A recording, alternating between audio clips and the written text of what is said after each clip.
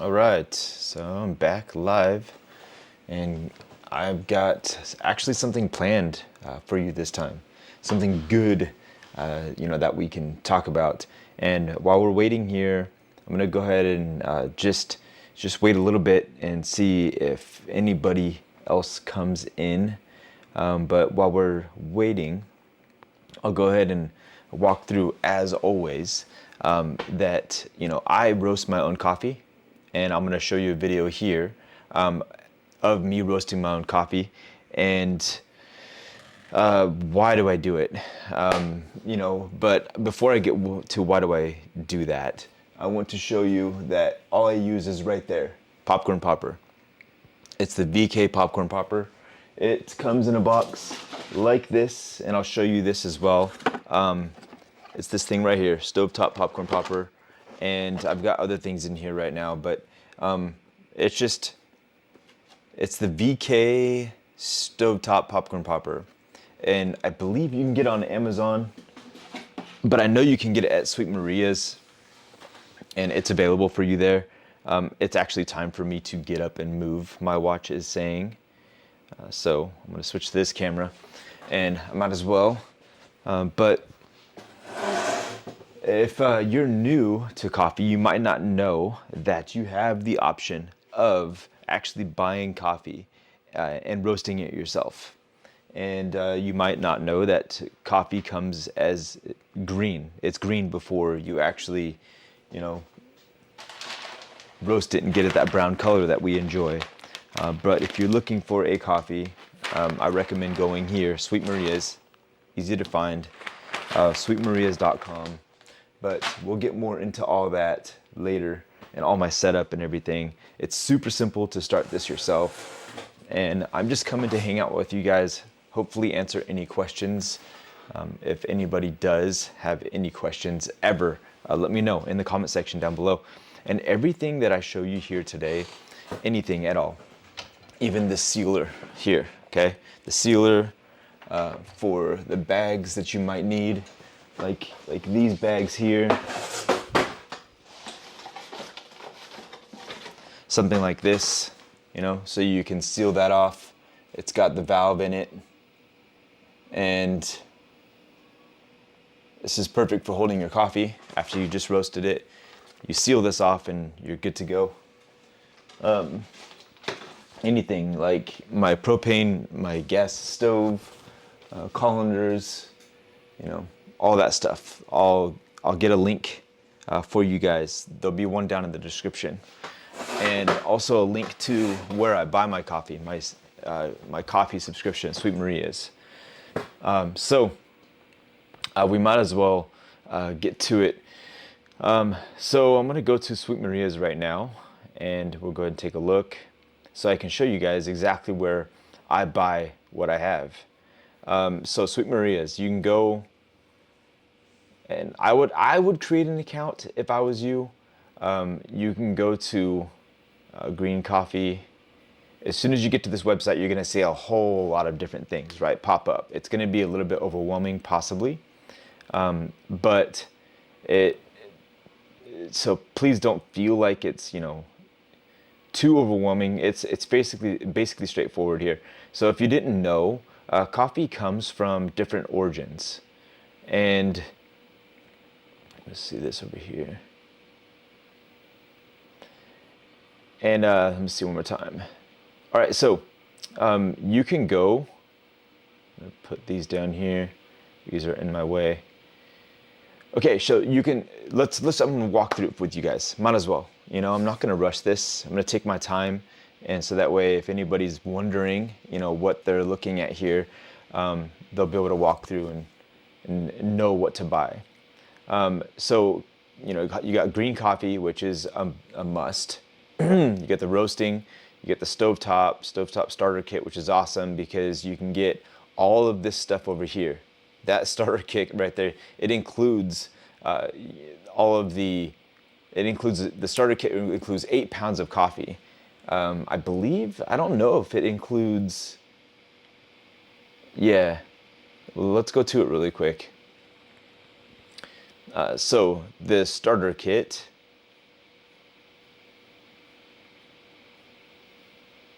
So this is the one I purchased, but it was $95 when I purchased it.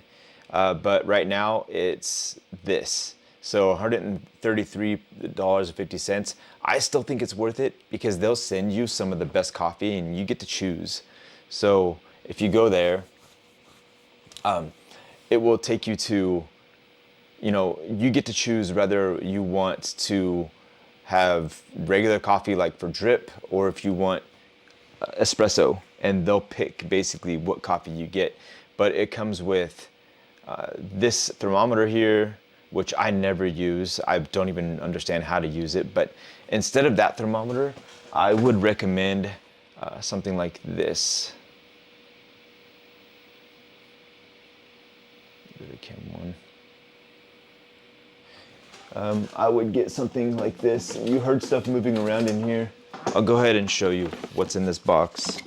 It's important. So I would get a thermometer like this. And if you can see,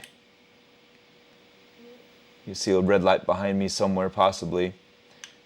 You'll point that at the beans and it'll tell you basically, after a while you'll understand like what the temperature is and what time you'll need to actually take them off and stop roasting them.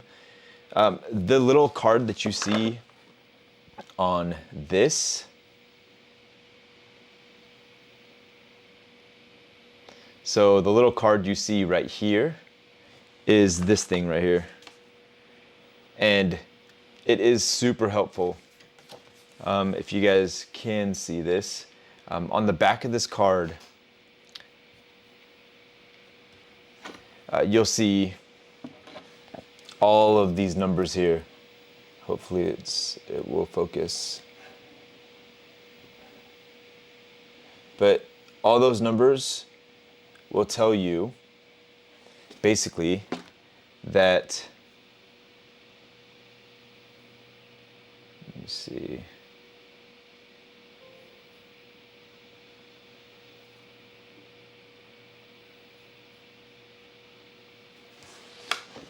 Maybe it'll show it better here.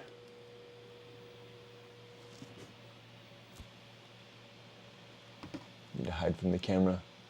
So all the numbers will show you actually like the temperature it should be at, but that's internal bean temperature. So it's kind of hard to fully depend on that. That's why I'm saying you'll eventually get the hang of understanding, exactly what to do, like what the thermometer is actually telling you. There it says weird things on here like full city, city plus, all of that. That just means basically the roast level. And when you're roasting beans, the color on there is kind of hard to tell. Like your beans are gonna look different from that. They're gonna look totally different. So, you've got all these different colors here. It's not gonna look like that. A lot of the times. Sometimes it's not going to look like this. So obviously burnt all the way over to, first crack and all that. So as you get into this, you'll understand like what first crack and all that means. And so one thing that's not on this kit that I do recommend, I don't see anywhere on this kit. They include bags, which is awesome. They give you a little booklet to keep track of everything. I just record videos instead. So yeah, I can go back later and look. I haven't recorded every single thing, but I do record my videos, obviously, and you guys see them here, and I can go back and look at those to see what the timing was, when the drop time was, what the temperature was. I try to update that as I go along in the video.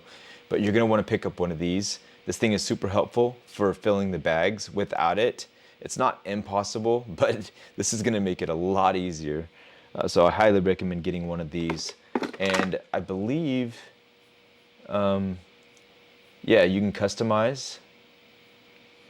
So you can do the coffee sampler. Let me see here, go to the website. So real quick, I did go to customize. So I clicked customize right here, and it took me down here. So you can get obviously you're going to get the popcorn popper. You can get the green coffee sampler. So you can choose 8 pounds of green regular sample set or espresso. I would choose espresso for myself. And let's see, do they tell you exactly what they're going to give you? No, they just say 8 pounds. Looks like they're going to pick it themselves. You get a roasting log, a thermometer, pocket type thermometer, 10 Thai paper bags, which are fairly decent. I really like mine. I used the paper bags for a while though; they were fine. Roasted coffee color card, and that's helpful. And let's see here, the popcorn popper will hold about 6 quarts, but I would only ever put 18.72 ounces in there. And actually, you could actually do 9.36 ounces of coffee. But the problem with that is you're cutting the recipe in half. That means you're going to end with a final weight of about 8 ounces. And it's hard to control the temperature of a popcorn popper and retain good quality as far as like what your outcome is going to be, because the temperature it fluctuates so easy. The beans change temperature so fast and so easily when it's fewer of them. So I noticed when you do 18.72 ounces, which is doubling your capacity, you will end up producing 16 ounces, hopefully, be around full city, which is like a medium to medium dark if you're doing espresso. If you're not, then you're going to want to do, you're going to change the profile and change the amount of time that you're going to be roasting. So you're going to be closer to first crack. So city or city plus, something like that. So you can get the acidity that you would want out of that coffee, because when it comes to coffee, you want balance, right? So if I'm going too fast, please let me know. But let's see here. I'm going to get to my roasting video in a minute, but I feel like we just need to go through and talk about this. So you may also like a K-type thermometer. I don't know what that is. I guess, yeah, that'd be kind of good. A basic Celsius thermometer with thermocouple. That's pretty cool. That would be kind of cool to put in there. It would be awesome to actually be able to track with that. Look, so $5.90, that's awesome. $4.98. They're so reasonable. They don't want to gouge you on this stuff. They just want you to have a good experience. A friend of mine just picked this thing up right here. And obviously you're going to be getting some good stuff from Brazil. And also this is probably Mundo Novo, the Brazil Cerrado, Ana Maria Menezes. I almost guarantee you that is going to be good for espresso. But let's go see. I'm going to go and click on it. Why not? So, yep, good for espresso. It says it right there. And that's what's good about these, is the fact that it's going, if it's not good for espresso, they're not going to say it's good for espresso. If it is good for espresso, you'll see it right at the bottom, because they test every single one of these. And if you go to the cupping notes, you'll notice there's no berry. See the berry right here on the bottom? It's not showing up. So no berry, no citrus, no fruits. This is more of like a body, cocoa, chocolatey nuts, caramel. And this is a good all around. I'm assuming it says cultivar modern hybrids. I think that it's dry process as well. We'll talk about that in a minute. But I'm checking to see if it says anything about Mundo Novo. They're not going to tell you that it's a Mundo Novo or not. But and from what I've noticed, Mundo Novo is being talked about as a really good coffee. So they're part of the farm gate. I believe it's just a group of farmers that have agreed on getting a certain price for coffee. So that makes sure that it's fair. They're getting paid a fair wage, and you can tell this coffee's not cheap. A score of 86 is good. I wouldn't want espresso to necessarily be in the 90s because you don't want that explosion of citrus flavor, all of that in a coffee, an espresso, because it's like 8 times the amount of what the flavor would be, because it's a concentrated form of coffee, right? It's very, very concentrated, and whereas drip can water it down a little bit, whereas everything is pushed out to the max when you're extracting with espresso because of its aggressive way of extracting with 9 bars of pressure and all that heat and everything coming out really, really fast and all of that. So they don't really specify. They just say modern hybrid. Every once in a while, let me see. We'll go and get farm notes.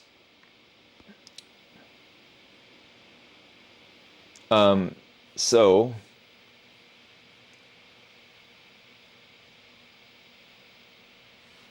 dates back 100 years originally. I'm looking through to see if it says anything about Mundo Novo.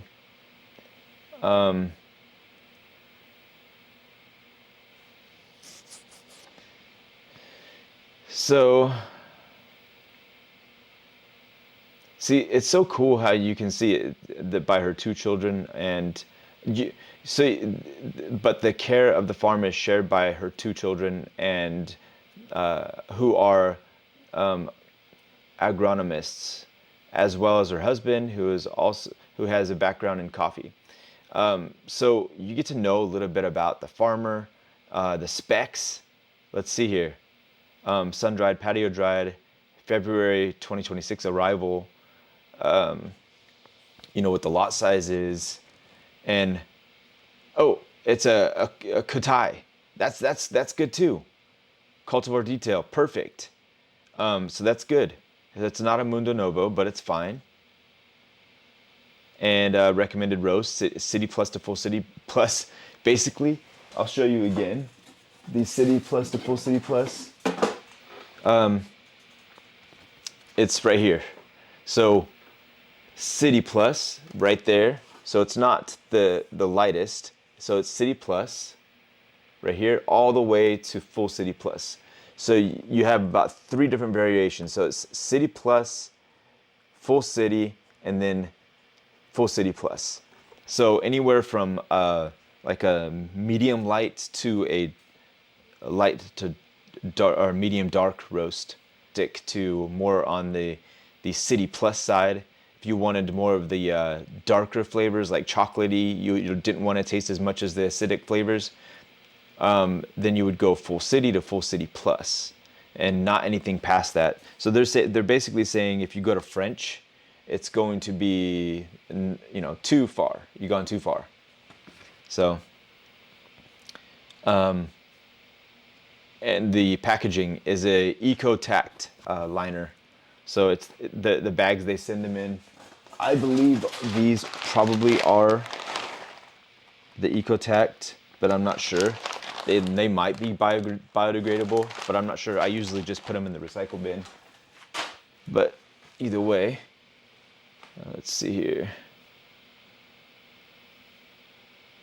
So yeah, a Katai is really good, and you can see there's a picture. So the field looks different. It doesn't look like coffee, does it? You can actually see sticks in there and stuff from probably something blowing over, but look how well manicured it is. It's really, really well done. So yeah, you can see there's some sticks right in here, but nonetheless, it's that's it doesn't matter. That's not the part of the process is going to be. So you can see they're a different color. The bean has been dried with the berry on there still, and some people call it cherry, but it's actually a coffee berry. But the bean is drying with that on there. That's why they call it dry process. If you're getting a wet process coffee, they're actually going to, as soon as they pull the cherry, the berry, they're going to be taking it over to a mill to take all of the outside of the seed off, and so that's why they call it wet process. And this right here in particular, they're not going to. And that what this does also is it happens to lower the acidity. The acidity level is going to be lower. Okay, so what does that mean for you? That means that you can actually, you don't have to take this. You don't have to take this to Full City or Full City Plus or anything like that.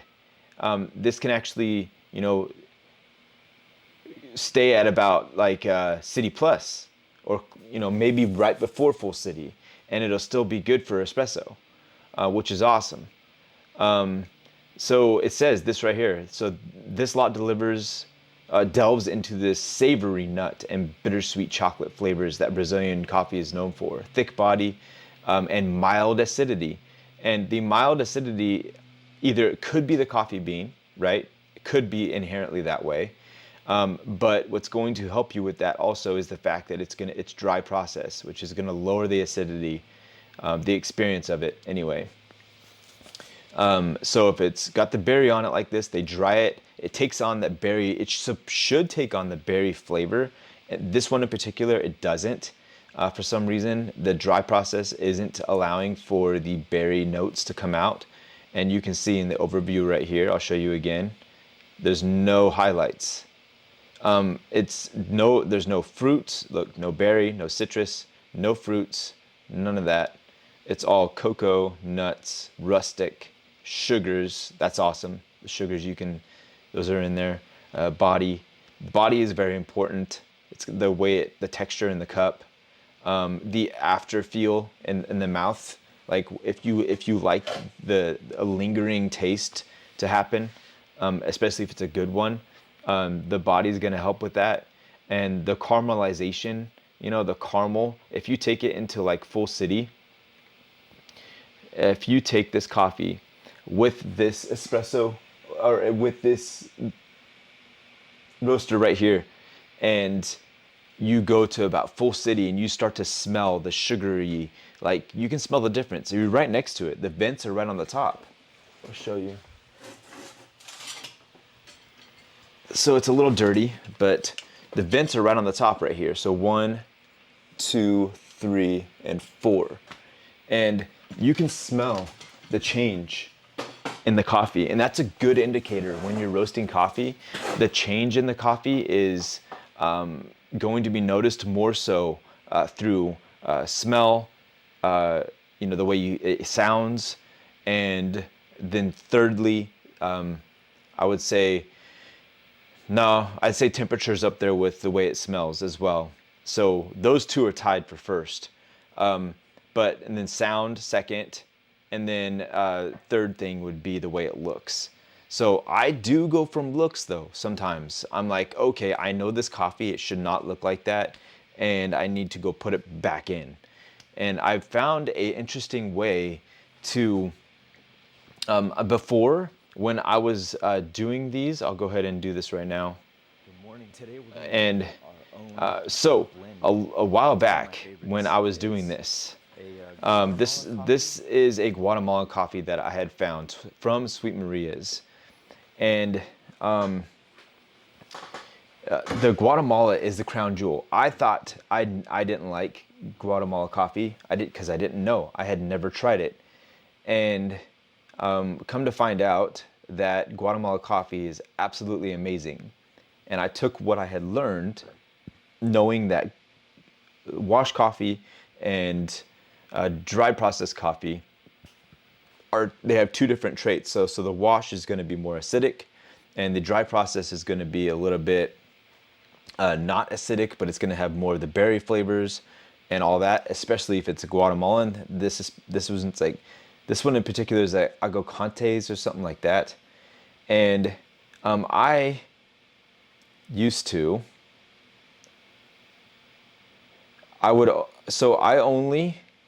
So when I got done with this right here, when I put it, so let me see here. So when this finally finished and right before, so right here. So at this point, right here. Yeah, they're not quite done yet. So I looked to see if they were done. Really nice. We're at 9 minutes. And they were not. 372 was the highest I saw. Mm-hmm. Temperature is climbing. So I noticed that sometimes in your roast process, you're going to be, it's hard to see the coffee beans. So if you're looking at the coffee beans, it's hard to see them in this. The smoke covers them up. And when you dump them out and you finally get them in the colander, you're gonna notice, oh dang, like these things aren't done yet. And I found out that actually sometimes it's okay because you're actually slowing down the Maillard process. Even though they're not completely done, you took them out and you put them in the colander to cool off, start the cool off process. Well, if you put them right back in, you kind of like extended the Maillard phase accidentally, I believe. And it actually made my coffee, this Silvertone, this Espresso Workshop Silvertone, taste absolutely amazing. Espresso Workshop Silvertone. Espresso Workshop 51, number 51. This is my favorite coffee right now. Before that, this video of me doing this coffee, the Guatemalan coffee, this coffee won. So this was the best.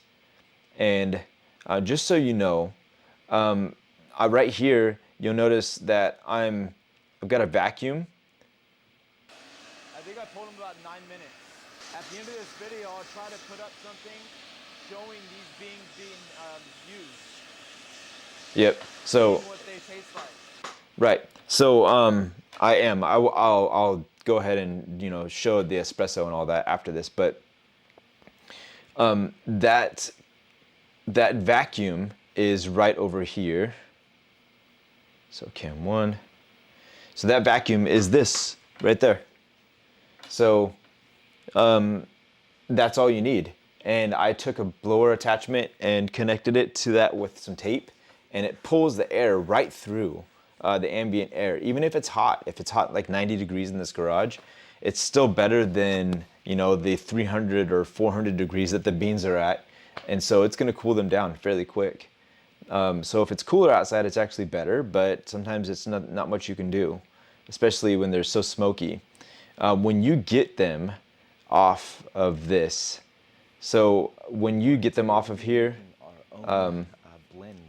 It's one of my favorites.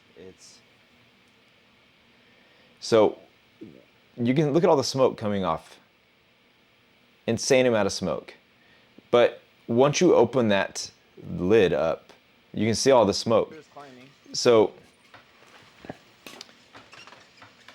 mean, you can't really tell. It doesn't look like a lot of smoke, but there's a lot. So you can hear the smoke alarm in the garage going off because of that. So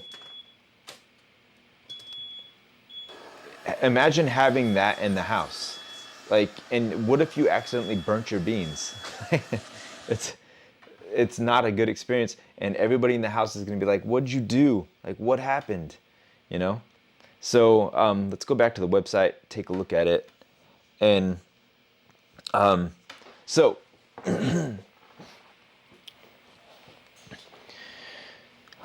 I love that they give you the option to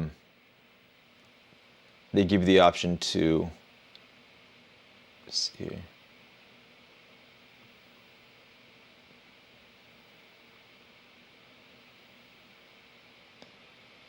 I'm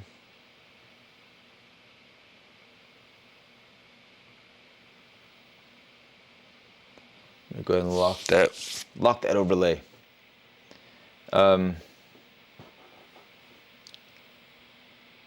So I'm going to go down here. Okay, they're going to be good. So if you're wondering, these are Java anaerobic dry process.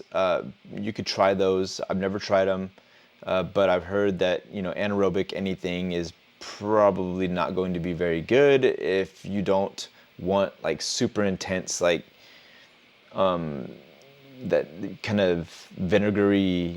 It basically they're, what do you call it when fermenting. They're fermenting them. It's a fermentation process. So let's go ahead and go through and take a look at their green coffees again. So you can go with a coffee subscription from Sweet Marie's if you wanted to. Sample sets, Sweet Maria blends. I'm gonna go there in a second. Decaf. Decaf coffee. What's awesome about this is you can actually make decaf coffee that's actually good. If they happen to have a decaf coffee that it's the Mexico decaf coffee, Honduras, Sweet Maria's, Mocha Java, and that's it. That's all they have for now. It's okay. If you did go with decaf, I highly recommend not going with EA. I would go with the Swiss water process, SWP. They use water to decaffeinate instead of using a chemical. You could go with EA, but or whatever other chemical they use. But the problem with that is they say that there is an acceptable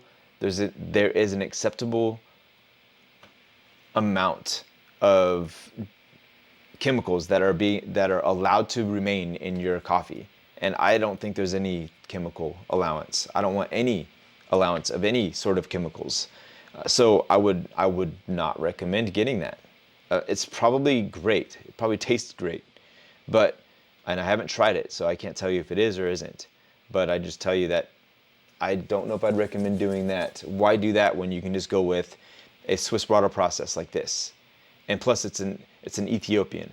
But when you see these here, you're gonna want to make sure again that they are good for espresso. You can make regular coffee taste fine for espresso, but the problem is it's going to have floral notes possibly, or which isn't, maybe you'll like that, maybe. But traditionally, it's not a good idea to get something that is going to be high in acidity, because doesn't matter how much you roast that coffee, you're going to roast it and assume that, well, if I roast it long enough, take it down to like almost French, then it's going to be great. And you might end up just deleting the flavor, or the character of that coffee and what it was intended to be. So it's not a good idea. So just go with what they recommend. Like Sweet Maria's will tell you, this is good for espresso, this isn't good for espresso. It doesn't mean that they're going to be completely correct based on what you prefer, but I think it's a good guiding, like a good guidance, something that could help you along with understanding what to purchase on this website. I've never tried Mocha Java, Sweet Maria's, but the Mocha Java is awesome. It's actually a region.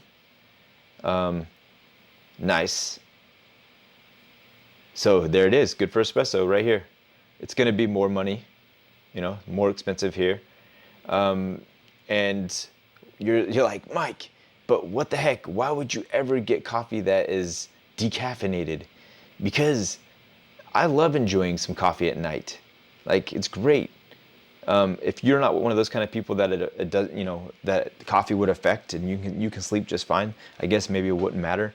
But nonetheless, it's not good to have too much coffee during the day. With decaf, you can drink the coffee and enjoy it whenever you want. And so again, nice. The cultivar, they included the type of coffee you're getting. So bourbon is amazing.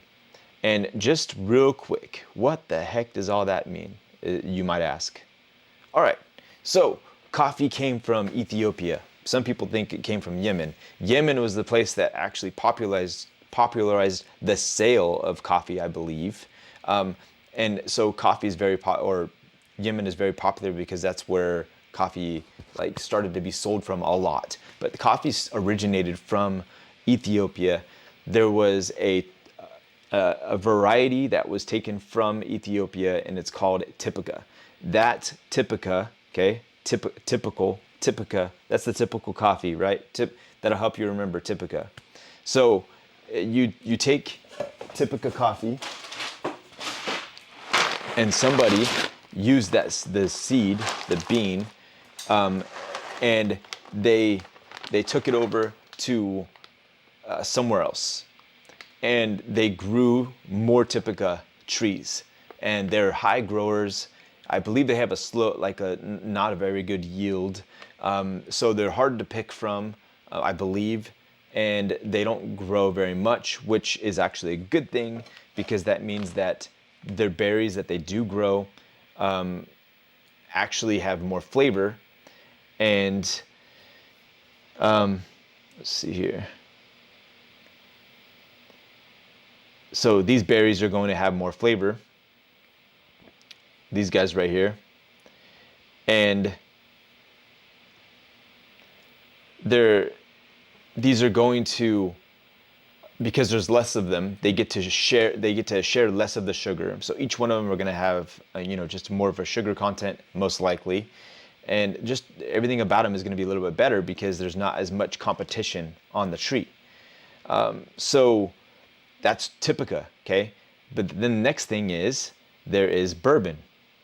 So bourbon naturally derived from Typica, and then we got Caturra, which came from bourbon, and then you can keep on going down the line. And there's so many different things, right? So many different coffees, but that have come from those, either by people breeding them, by tissue cultures, which is where they take a leaf from one of the trees. They can dissolve the leaf and mix it up super fast, and the leaf still thinks that it's basically intact because of how they dissolve it, and then they can make a bunch of clones from that leaf using the DNA within that and making a bunch of other trees. The only problem with those is they don't have a tap root. They have small, they don't have really good root system because of that. But nonetheless, there's been purposely done things like that. There have been grafting. There have been growing the seeds of the trees, and all of that. And what's cool is Arabica beans or Arabica trees, which is what Typica is, and bourbon is, which is what this is right here. Again, I'll show you down here. We're talking about bourbon. So bourbon, right? It's closely related to Typica. But they all have one gene in common, which is the problem with that is that's why rust leaf was a major problem, I think, is because they were all Arabica, originating from Typica.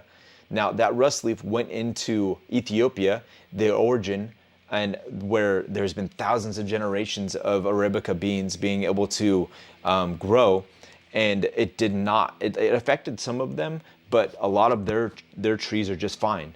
They were able to fight off rust leaf, and so there many years of inbreeding, I think caused the major rust leaf breakout. But who knows? There's all kinds of different reasons, but not caused it. But that's why the effect of rust leaf back in the day that killed a lot of coffee was a problem. So I want to show you really quick what the solution was to green coffee and what saved it. Indonesia, which is very interesting.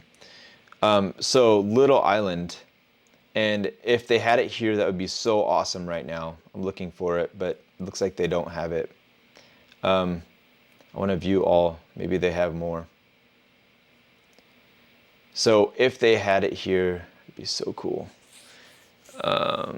Nope. Okay. It's not surprising because it's a little island called Timor. I don't know exactly where it is right in here. I'm not sure. Oh, I've got to go to that cam. So yeah, we're over here in Indonesia. Okay. So I went to green coffee. I went down here to Indonesia, and it's the place where there's a little place or little islands. One of these islands somewhere in here is Timor Leste.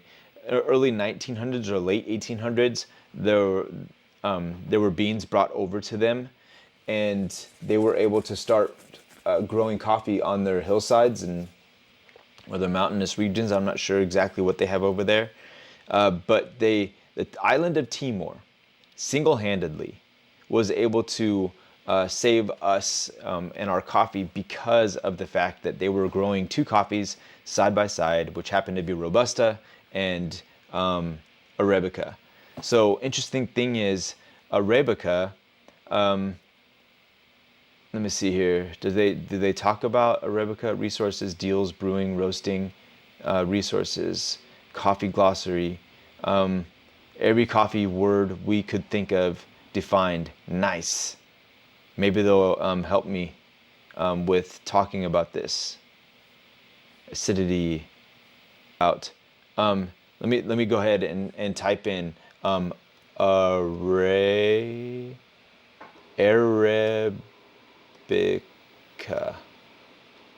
I guess. Let me see. No. Coffee library. How do you spell Arabica? Let me see. Not now. How do you spell Arabica?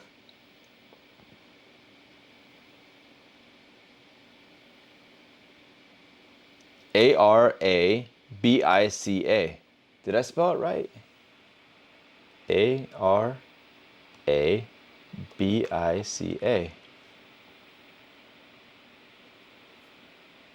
There you go.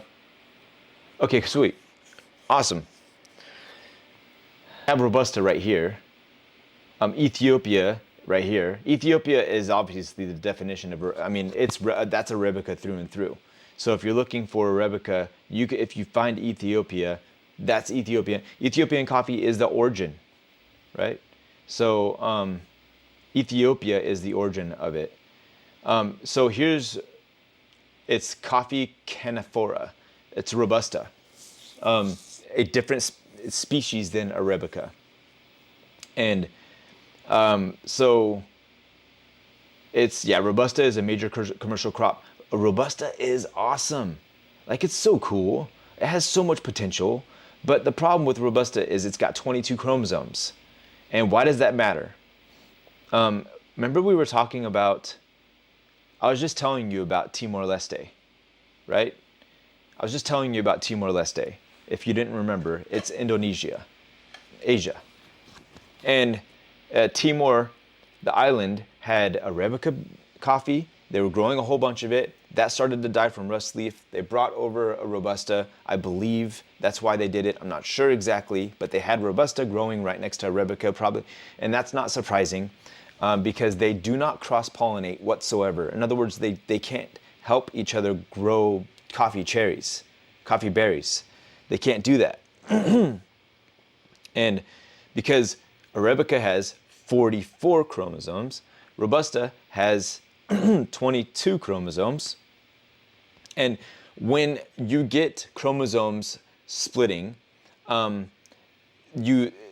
that's how the male 22 on Arabica, female 22, they split and it self-pollinates. It can give itself like pollination and be able to grow new cherries or berries. And that's awesome. Perfect. And that's why Arabica is so great, because you can put them together and they just all give each other, pollen and everything and share. And you can solidify the species if the government takes it and they keep on breaking down the chromosomes and keep on breaking down the genetics that are within that coffee. They can finally make it to where it's seed stable, and no matter what seed you plant, you're always going to get the same quality bean that you had gotten from the Arabica tree that it came from, okay? That doesn't happen automatically. Like, we have to genetically engineer that. Like, we have to help it along in that case. We speed it up, right? Eventually, I think that probably would happen, but we have to speed that up. So, let me go back here. Robusta does not have that. Robusta didn't have that same thing.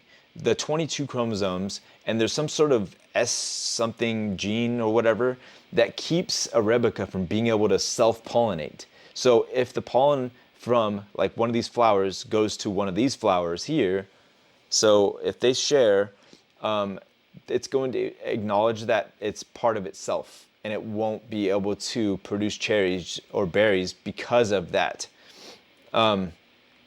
So that means that it's going to be a lot more difficult because you need to have, if you do that tissue, remember the tissue culture that I was talking about before?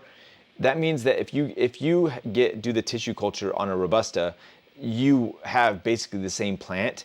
And if you put those next to each other, why would you want to do that for a Robusta? The reason why is Robusta is so, like if it mixes with another plant, you will get the bad things from that plant and the bad things from this plant, and you can possibly have a terrible offspring from that because of it, okay? If you take the seeds, those cherries, those two pollination occurrences, when they happened, if you take those cherries and, from that tree and you plant plant to get another tree, the production from that tree are gonna be terrible, most likely, possibly, or it could be great, but you can't really commercialize that. Like you can't control the output. Who knows what it's going to be with Robusta, because they have to pollinate each other, and you can't go and take the best of what Robusta. So there are Robusta that's absolutely amazing. Like especially now they're working on it to where they have the chocolatey flavors and everything. But if you go and try to like clone that tree by using the tissue culture instead of like grafting or something like that, you are going to be making the same tree. So therefore you have a bunch of the trees that can't pollinate. So you can't just take a bunch of Robusta and have them pollinate each other, because you made that perfect tree. Like you're like, dang, that Robusta was good. We got to make more of these. Okay, cool. Let's get tissue cultures. It's super expensive to do that. And, definitely cost prohibitive because the farmers aren't making a ton of money from these anyway. Robusta is kind of like out of the question, it's like because of that. And a lot of other reasons as well, because Arabica is so dang good. But Robusta is not absolutely like terrible though. It's just the fact that of how you never know what you're gonna get from Robusta. That's the problem, from my eyes, from what I'm learning and what I understand. So it makes sense why, this tree has gotten a bad name, the beans that you get from this. I wouldn't be afraid to try it because Sweet Maria's has their own. Let me go back here. So we'll go to Sweet Maria's. So anyway, now Arabica. Robusta has different flavor aspects than Arabica because of association with commercial quality versus specialty coffee. This flavor is reminiscent of a diner coffee to many.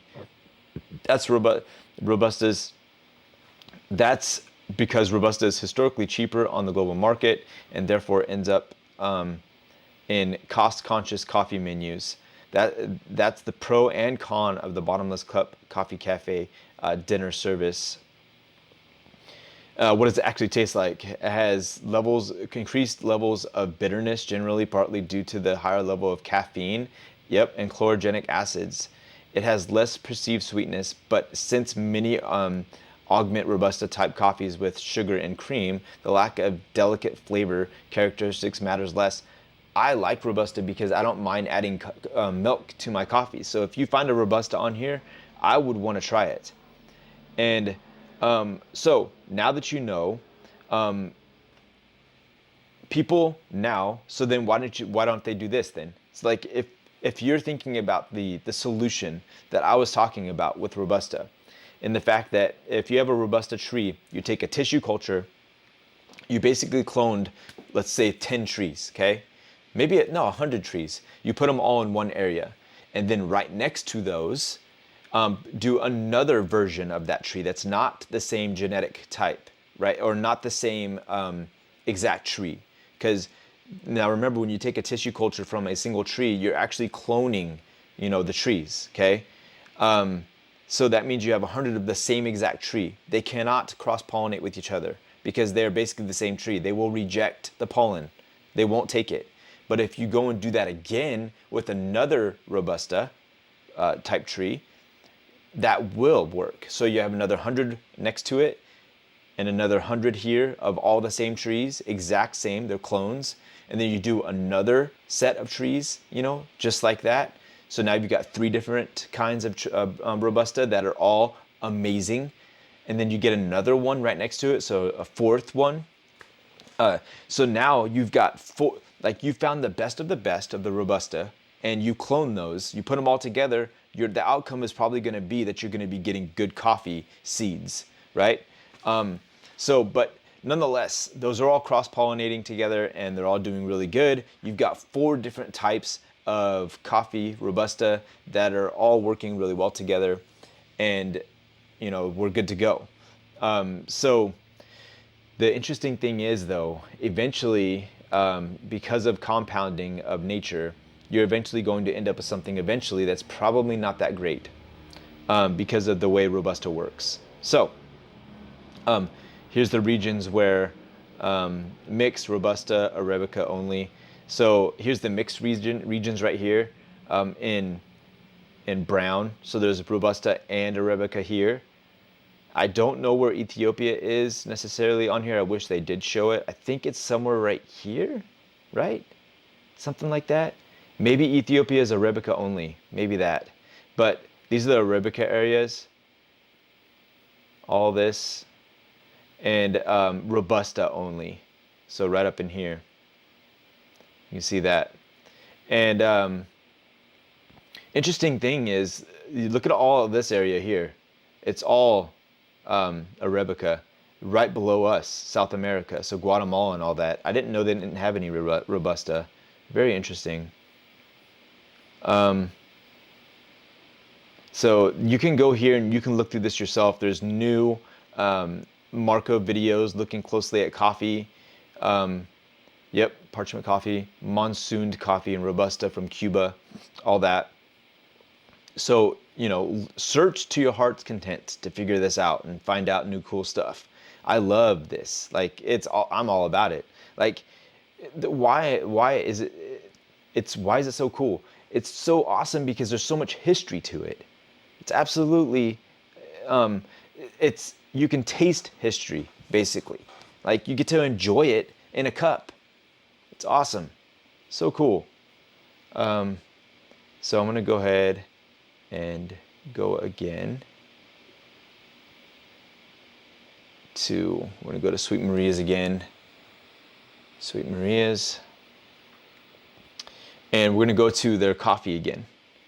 All right. So I wanted to show you this silver tone right here, this blend. But latest editions, coffee subscriptions, sample set, Sweet Maria's decaf, Sweet Maria's blends, good for espresso. What's awesome is you can go here and click on it, good for espresso, and I'm sure that they'll show you exactly what to get. So you can get green coffee blends, sample sets, they have an FAQ, replacing a favorite. This is important because it's important to know, like, here's the thing is, when you go to Sweet Maria's, there's nothing you can do about this really, because eventually coffee is going to sell out. And the reason it sells out is because there's a limited quantity, excuse me, that each producer will give, right? That they can give. They can only grow so much. So eventually it's going to run out. So right now, these are the good for espresso green coffee. And so you can pick any of these, and you'll know that they're going to be amazing or good for espresso. So any of these, you'll be good to go. But what you will see every once in a while, I'm going to go back to this Sweet Maria's blends. You're going to see something that comes up here, and so these are the current blends that they have. Sweet Maria's Ethiopiques. I like the second version. I think they have a second version that comes out. Liquid Amber, out of stock. This is actually a blend between what we were talking about before, Arabica and Robusta. It's actually really good if you want to try that. It's super crema in the cup, I'm telling you. And then 10 speed is fine. I like the 10 speed if you do that right. I tried this one. This is very acidic. Sweet Maria's Antiplano blend. Oh my gosh, so acidic. But it might have been because I didn't know what I was doing. The classic is good, but you can see some of these are out of stock. Espresso Monkey, that was the first one I ever had. It's not going to be like super party in the cup. It's going to be more tame, mild, but it's for a good price though. I mean, considering like the high prices right now of everything. But I don't want to talk you out of this one. Oh, dang. I'm not even on the website. Okay, so here we are looking through all of the coffee. And I just went to green coffee. I went to latest subscriptions or editions, coffee subscriptions, Sweet Maria's blends. Got it? Cool. Easy. And so this silver tone right here, if you click on this, you're going to see that it's going to say something very, very important. It doesn't even score very high. Like, it's not terribly low, but it's fantastic espresso. Fantastic. Like, dang. Like, that's full city to full city plus. That's not a very big window. In other words, they say that it should be medium to medium dark, to even maybe a dark coffee. It tastes good that way. It does have full spice notes and all that, definitely. And excuse me. He said, cupping notes here are, I found my favorite espresso shots at Full City. See, they'll tell you exactly what you should expect. This has bourbon types, heirloom types, modern hybrids. Heirloom could mean that it's Ethiopian. Look at all of the character that it has. Look at all this. Body, cocoa to the max, fruits, citrus, which is fine. I'm not super big on citrus, and somebody will probably scare you away from it when it says citrus, which I didn't. That's what I heard from a lot of YouTubers. They were saying, watch out for YouTubers. Watch out for citrus. It's if you don't like the super bright cups and stuff, then maybe not focus on like high citrus, but having citrus in it is not a bad thing. It's gonna add balance. There's the berry flavor, sugars, caramel, like spice. Rustic is down here. Like, I really don't like rustic that much. Nuts is fine. The nuts flavor will come out depending on how you roasted it. So yeah, it's great. And I'm gonna go to farm notes. So it's a celebration of big boomy tones and a deep bottom end with trebly fruit, and spice notes that reverberate in the finish. It totally does. They totally nailed it. So it can be taken darker levels too, but I don't think I'd go beyond Full City Plus. See, they're saying they don't think because it's a matter of preference. Or around 10 to 20 seconds into second crack. And that depends on how hot your roaster is, right? You might not go 10 to 20 seconds. You might go 5 seconds into second crack. Second crack is gonna sound more like Rice Krispie treats. I recommend not going that far, but it just depends on how dark you like your coffee. If you know that you like coffee that is like, what do you call it? Major Dickinson's blend or something like that, Pete's Coffee, then, or if you really like the dark Sumatra or flavor, like you don't mind that rustic or dark, flavor or feel in the mouth or whatever it is, then that's awesome. And also second crack, if you're planning on making lattes, maybe going a little bit darker is going to be good for you, right? Because it's going to stand out more in the cup. Whereas if it had more of a citrus, the citrus is going to be hidden quite a bit by the milk because you're adding milk to it. So, by the way, if you're making a latte, I recommend, if you're not liking your latte all that much, I recommend going with 7 ounces instead of 8. That's going to help, I think, tremendously in just like bringing more of the coffee flavor through. And try not to make your milk too hot, because it'll actually change the flavor of the coffee in the cup, and you just make it a lot less enjoyable, like by a lot, because you're reducing the sugars in the milk as you start to steam it up more and more. Too much, by the way. 130 degrees. So if you can hold your fingers about 3 seconds on your cup before you have to take them off while you're steaming, that's probably the perfect. So if you can hold it there 1, 2, 3, 4, 5, it's probably still not hot enough. If it's 1, ouch, like you're dead, like I can't touch that again, that's too hot. 1, 2, that's too hot. 1, 2, 3, yeah, it's getting kind of hot. Perfect, right there. Like that's where you should be. So that's what I'm talking about with that. And let's see here. Specs. Yeah, nice, Katai. Bourbon, Katai, heirloom varieties. It explains it. That explains it. See, processing, dry process, natural, wet process, washed. They mix the two. See, wet and dry.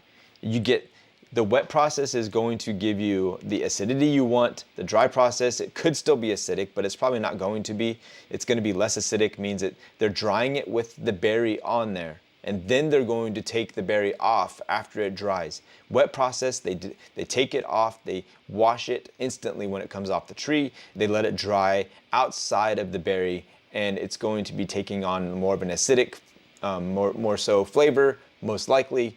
And you could enjoy this wet process by itself. Let me go show you right now. You don't have to worry about choosing wet process and just doing a single origin wet process. You can do that. Like, it's still gonna be good. I'll show you right now. I'll show you. Good for espresso. And we're going to go and sort it. Sort by A to Z. No, I want to, I'm gonna choose by process. Flavor profile. Let me, good for espresso. I need to go and adjust these filters. Status in stock, flavor profile. Dry process, there it is. So down here at the bottom. So wet process, we wanna go wet. All right. Let's go with wet process only. Okay.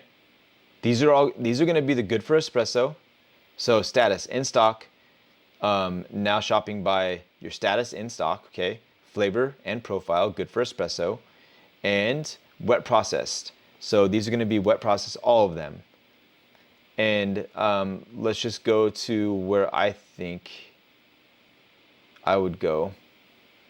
The Guatemala is super forgiving. Obviously, Ethiopia is great. But if I was you, I don't know. I've had Rwanda before and it was okay. Box of chocolates flavor set. You could do a sample and they'll send you a box of chocolates. Things that are super chocolatey. This is Antiplano blend right here. Good for espresso, but it's going to be, again, it's washed. So it's going to be super... it's gonna be acidic right there. 10-speed blend. So if you like a more acidic espresso, it's fine, no big deal. It's all good. You'll find something good. But I'm gonna go with the Guatemala because I feel like and it's nice. It's a good price, but crowd-pleasing flavors across a wide roast spectrum, bittersweet and balanced. Notes of sweet baked goods, chocolate crinkle, cookie. Caramel almond, dark toned cocoa, walnut, a glint of acidity. Nice. So just a glint of acidity. So you can find something, if you want washed, like you have probably, the coffee you have enjoyed is likely washed coffee. Like it's, even from Starbucks, it's probably washed. And look at this, Caturra and bourbon types, modern hybrids as well. So modern hybrids, I don't know if I continued or finished talking. So look, you can see the berries and citruses and fruits are all out of here. So there's no citrus, berries, fruits, none, all gone.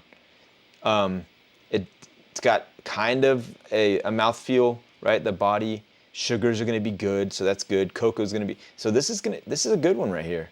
I would say this is great, especially because it's Caturra types and bourbon types. Like, it could be red bourbon, you know, like whatever. It's going to be good because of those. And then the modern hybrids probably has some sort of like something related to Timor. And I'm going to go ahead and go back over really quick. So green, I'm going to go back to Indonesia so you can see on the map. One of these saved us, and the reason why they saved us is because a Robusta was mixing with, somehow cross-pollinated with Arabica. There was a glitch in Robusta's ability for some reason that day, whatever, week, year, who knows. But Robusta at some point decided to share its pollen with a number of 22 chromosomes. When Arabica is cross-pollinating with itself, it splits, and it needs to have 22 chromosomes to be able to mix with the other flower to be able to create a pair of 44 chromosomes, always. But whenever you take a bourbon, or I'm sorry, a Robusta plant, tree, the pollen comes from that, it splits, it's what? Half of 22 is 11, you got it. So because of that, Robusta, if it goes over to Arabica, it's not going to work. You could force it in the lab. You could say, let's take 11 and give it to the 22 Arabica and make something. What the offspring's gonna have 33 chromosomes. Excuse me. So now there's a problem. So there's no ability. I think it might be because of the 33. It would have to be 16 and a half, right? I believe. And there's no 16 and a half. I think it has to be like 22 or 11, you know, has to be an even number. So I'm not sure about that, but I'm assuming that's why the plant, the offspring that they would make from that would be sterile. So you can't really get any fruit, nothing from that. So the odds of you being able to do what happened here on the island of Timor back in the early 1900s, where there was Arabica growing right next to Robusta, and somehow they cross-pollinated because there was a glitch in the Robusta. Robusta, for some reason, sent over a 22 instead of splitting into 11. So because of that, somehow we got when they went out to go look at their trees, somebody was looking in the fields, and they noticed that one of some of the Arabica trees were still alive. The rust leaf had killed everything else out, but the Arabica was still alive. And they found out that the tree was producing Arabica beans, but it was a Robusta tree. And so that's where we got Timor coffee. So now, whenever you have like a Caturra, which is what is in that green coffee that we were looking at before. Let me go back. So if you're looking at this, the Guatemala, and you see Caturra, that Caturra right there. See that? Caturra. If you mix Caturra with Timor, then you would get a Catamor. And when you see modern hybrids right here, that means that most likely you do have some sort of mix. There's some sort of hybrid there. It could be also Satumor, which is what a Castillo would be. So let's say if we had a Colombian coffee, they might have Satumor in it. Let's go back. Let's go to Colombia. Let's see what they have. It's going to be good for espresso. But let's see what's in this coffee here. Caturra types, bourbon types, Typica types, nice, and modern hybrids. Let's see what the specs sheet says. Bourbon, Caturra, Typica, and then Variedad, Colombia. So they're not saying exactly. So they do say. They say Bourbon, Caturra, Typica, this thing is going to be good. Considering that it has all of those, it's going to be amazing. Like, I could highly recommend this one right here. But it could say in here like a Castillo. Colombia lost a lot of their trees way back in the day, like 2005-ish, I think it was. So the government had to go back to the drawing board. They used something that derived from Timor. I believe it's called a Sachimor. And they were able to save the farms over there. And a lot of people obviously lost their farms, lost their jobs, all that stuff. So it was a hard time. And so a lot of people have been saying that Colombian coffee isn't the same as what it used to be. And they're getting back, they're coming back. Obviously they have this one right here. It's a bourbon, Caturra, Typica, and then varied Colombia. So in other words, there's like various types of Colombia. But this has every single one of the coffees that you would want in it. But nonetheless, Castillo, I think, is getting a lot better. I actually had a Castillo coffee here. One of the farms labeled it on there, Castillo. And I thought it was actually pretty good. It was high in acidity, and so paired with something else would probably be a little bit better to help tame it. If you had some sort of dry process coffee, it'd be a lot better.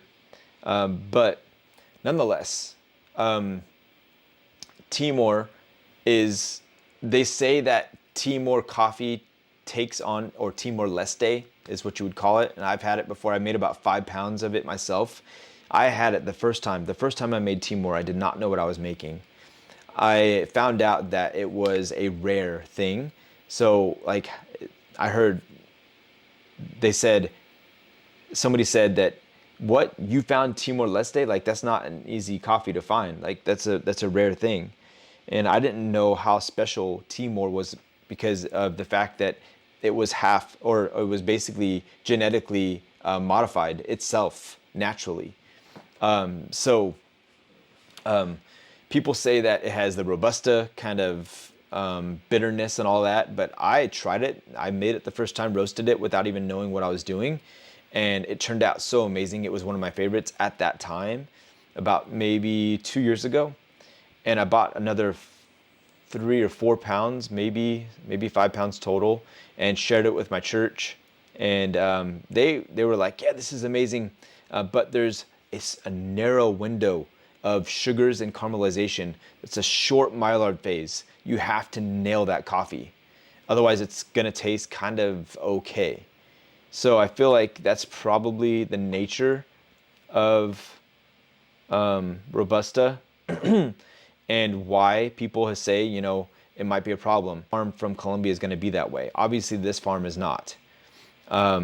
So if you're looking through, let's go. There was other Colombias. Let's go see if they have other. If one of them says Castillo in there, I think this one might. Caturra types, Typica types, modern hybrids. It's going to be good, washed. This is going to be amazing. Let's go to specs. Caturra pink bourbon, nice, and varied Colombia. They have to have, I guess they got to say varied, like varied. I don't know what the heck that means, but I'm guessing it's varied. Like other various types. So those are the only Colombias that we have here right now. Let's check out the Ethiopia. And this is if you want a wet process. Ooh, look at the score on this. 89. That doesn't, 0.7, almost 90. That means that it just has a bunch of like flavor. Look at that. The spice is going to be through the roof on this thing.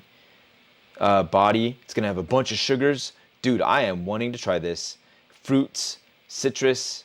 There's no berry to kind of like help out with that, taming that fruit right there. So I don't know. This probably should be carried into, yeah, I could see blackberry jam, whole cinnamon sticks. I would probably carry this close, like pretty far into Full City. Let's see what they say about Full City. Let's see, it says nonetheless. This is a late 2025 arrival, and while I do pick up on some woody traces in the finish, interesting, it comes off like aromatic incense and amber resin. The top notes are muted at Full City, but I really enjoy the cup nonetheless. See, if you take it to Full City, it's going to mute it, and that's the problem. You start to make it a little bit dark, and then it does mute it. With substantial body, cooling to hints of blackberry jam. If you don't know already, if you let your coffee sit for a little bit, your espresso or your coffee or whatever, it actually starts to taste even better as it cools off. But you start to taste more of that character. So don't be afraid to let your coffee cool off on you if it does. Even that includes even with like an Americano. And if you do make an Americano, try scraping off out that crema. And if you have hot boiling water that you're pouring into your Americano to make an Americano, don't do that maybe. I tried it differently. I steam the water instead so I can control the temperature just like I do with the milk. It'll actually steam faster because it starts at a warmer temperature, most likely for you. I don't know if you have cold water or not. But for my water, it makes a terrible sound. And if you don't do it right, obviously you don't want to add any air or anything like that, bubbles or anything to the water. But if you steam the water, you'll be able to control that temperature a lot more. And when you introduce it into the espresso, it's not going to change the flavor because you're not adding a very, very hot water. So it kind of makes sense. So to me, it does anyway. So try that, and you might make an amazing Americano. And if you let that cool off a little bit even more later on, you can still come back to that coffee, and you'll start to notice some other different kind of tastes and things, especially in this one right here. If you try this, my goodness, look, spice and body right next to each other at the same level. Like, what the heck? This thing's gonna be crazy good. I don't see anywhere it says good for espresso, but I don't know. Like, I have good for espresso marked, don't I? Yeah, it's good for espresso right here. So city to Full City. So don't take this one into Full City Plus. That's a small window also. But I would say probably City Plus on this one is probably going to be good. And interesting that it's good for espresso. This is the difference in the drying process. I always forget to do this. Okay. So this is the difference in the drying process, but here's where it says good for espresso, by the way. Yeah, so the drying process, you can see how it's on. They don't have any dark color because the cherry is moved. The berry is removed from it. Here it is on the inside where they pile it up before they bag it, most likely. Here's the bean up close. It's kind of cool. The lighter color as it's drying out. You can see that that's the husk right there. There's more of a green color underneath it. So let's see here. Let's see if there's anything else in here incoming. Nice. Let's go see. Let's see what they have incoming. Let's cut a cool shot. Newly planted Rosa Bourbon at Santa Ynez from Antigua, Guatemala. Nice. Okay, below is a list of upcoming green coffees currently on the schedule to be added to our website over the next 2 months. Let's see if they have any Timor-Leste, just so you can try it. There's more Guatemala. Guatemala's crown jewel, by the way. Of coffee. They don't overlook Guatemala. Nice. A special workshop. They're gonna have it again. They're gonna keep that. Incoming coffees currently on the water, February onward. Please keep in mind, names may change when we list the coffee on our website. Location status to be determined are also a bit of a wild card as logistical disruptions are out of our control.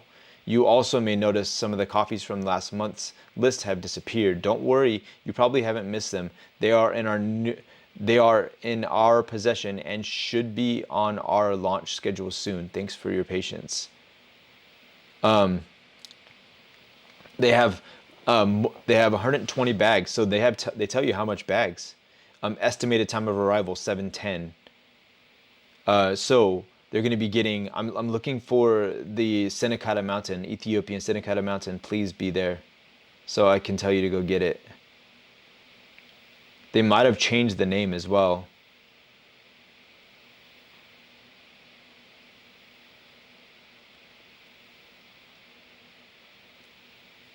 I don't see it. It's okay. There's all those other Ethiopians that are going to be amazing. Dry process, Ethiopia, Guji.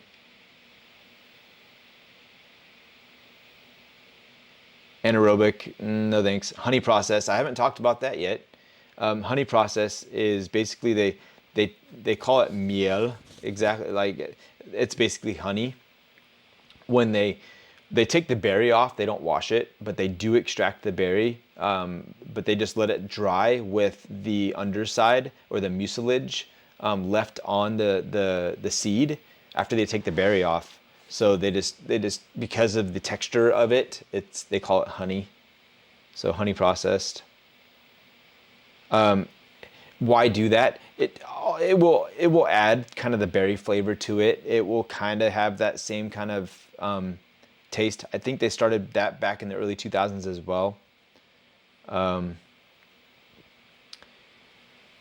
Because the dry process coffee is actually very hard for a farmer to do. It's not an easy process, and I think they'd prefer to wash. And so probably pulling the berry off when it's younger and letting it dry with some of the mucilage on it, making it honey process is probably a little bit easier than dry process, but I'm not sure on that. So who knows why they actually did it back in the day, but let's see here. Yeah, and TBD, to be determined. But these are definitely ETAs. So I wonder, can you click on them? Nope. Will not let you click on them. And these are currently on schedule to be added to the website. If they had more Guatemala, I'd be like, what? So right now is a great, you can make your own blends. You know, you can make your own blend like I did, finding 2 Guatemalans, one wet process, one dry process, blend them together, boom.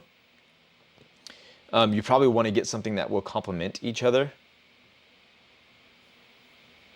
So like if you find something like this, that's going to be more of a higher acidity, city to full city, make sure that when you roast this, if you roast them together, because this is what I'd call okay, so there's 2 different types of blending.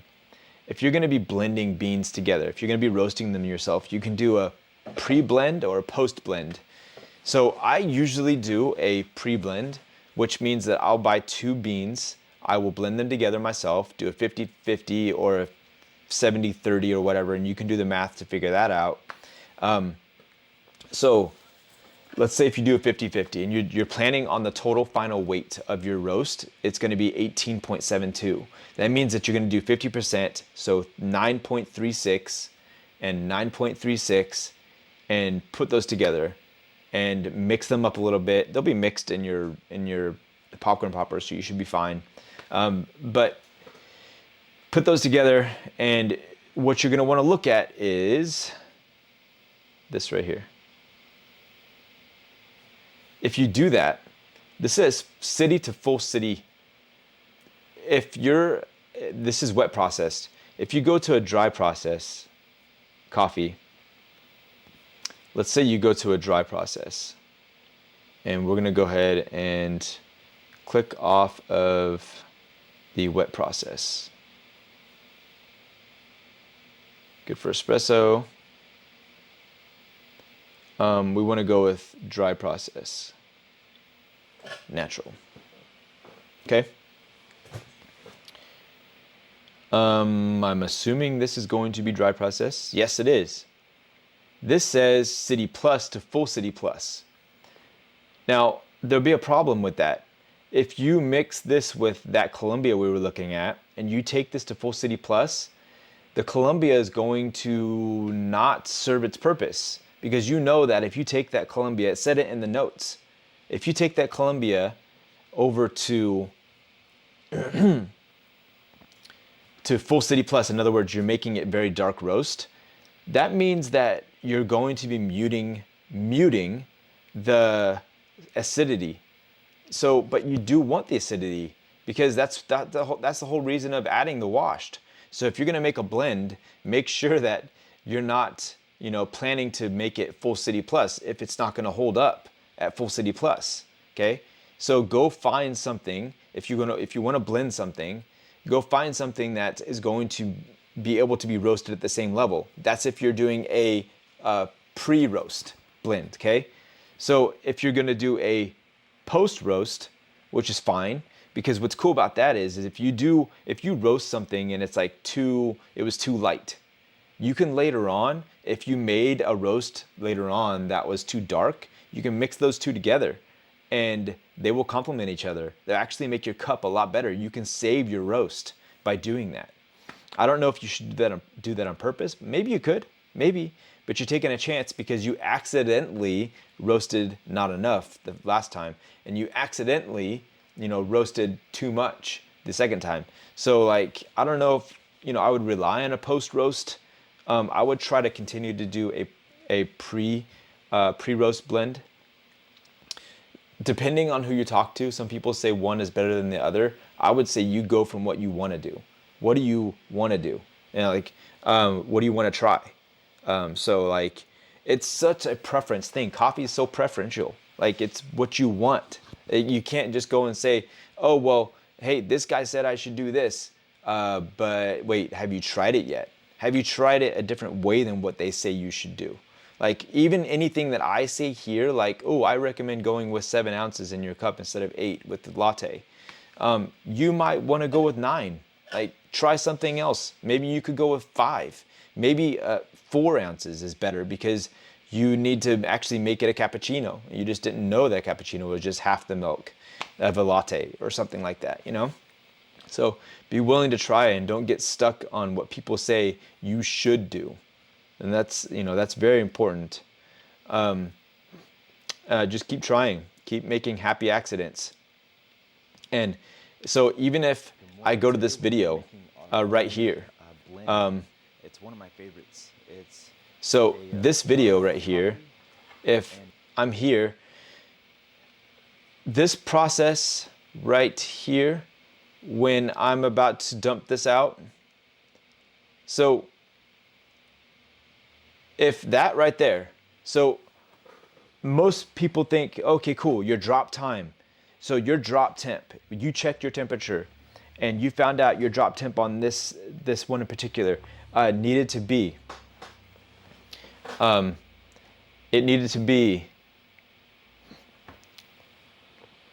like 389 degrees or whatever. And you're like, okay, it's gotta be 389 degrees, and then I have to drop and the drop is done. But no, like, what if you should let it sit in the colander for just a few seconds and then go dump it back into the roaster again and start roasting again? Maybe that would actually be something cool to actually extend the Maillard phase to where, all of a sudden now you let it cool down just a little bit, right? You added air to it, you let it cool down, so it kind of paused the roasting a little bit. It's still roasting, but just not as aggressively. And adding it back in the roaster might allow it to actually have just a little bit more character, more depth. Who knows? Maybe that's what happened with this espresso right here. Espresso Workshop, number 51, Silvertone, that stuff. It was an accident, right? Art happens that way. So don't be afraid to make mistakes and try something new. So anyway, let's see here. That is basically it. If you liked this video, like and subscribe. And I've been talking for an hour and a half about a lot of stuff. There's so much more to talk about, so much more to do. You know, eventually, you know, I could obviously, if you want to see roasting and trying coffee and all that stuff, then go and check out the channel. But if you're interested in working with me, you want to sponsor the channel, leave a comment in the comment section down below, and I will contact you. You can also reach me on Twitter and direct message me there. And my Twitter handle I'll leave in the comment section also. But it's at Mike. It's Mike at TechWilt on X, if you want to contact me. Mike at @TechWilt, or at TechWilt. That'd probably be better. At TechWilt, and it's TechWilt. And you know, if you want me to show something on here, I can talk about it and do some research on your product and also share that. And yeah, we can work together. But either way, if you guys are interested in anything that I've talked about here, obviously go to Sweet Maria's. They're going to have everything you need. If you want links, I'll put links down in my description for my products and all that. So anyway, have a wonderful day, and I'll see you guys in the next one. Take care.